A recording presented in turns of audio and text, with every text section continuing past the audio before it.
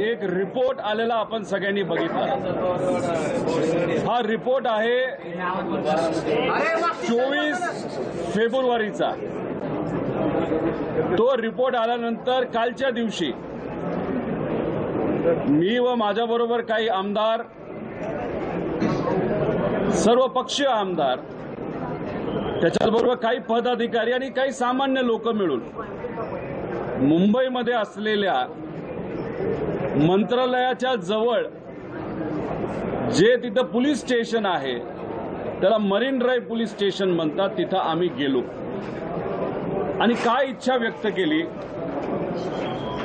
तर अजितदादांचा जो घात नाही तर अपघात झालाय 28 जानेवारीला,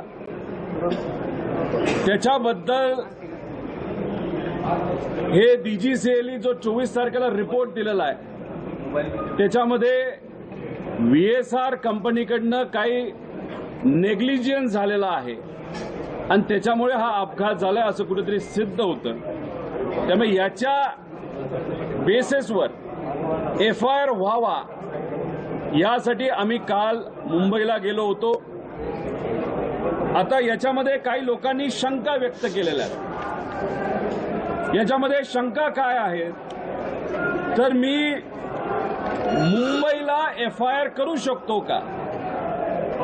मुंबईला FIR 100% हा BNSS जो 2023 ला कायदा आलाय, झिरो FIR कॉन्सेप्ट, म्हणजे कुठेही तुम्ही FIR करू शकता आणि तो FIR आपल्याला ट्रान्सफर करता येतो। त्यामुळे मुंबईमध्ये करण्याचं कारण एवढंच की इथं जर आपण FIR केला असं जो आज दुर्दैवाने इथं आपल्याला यावं लागतं आणि करावं लागतं, इथं गर्दी खूप मोठ्या प्रमाणात होईल, म्हणून आम्ही इथं न येता मुंबईत हा FIR करता येतोय का याचा प्रयत्न तिथं केला।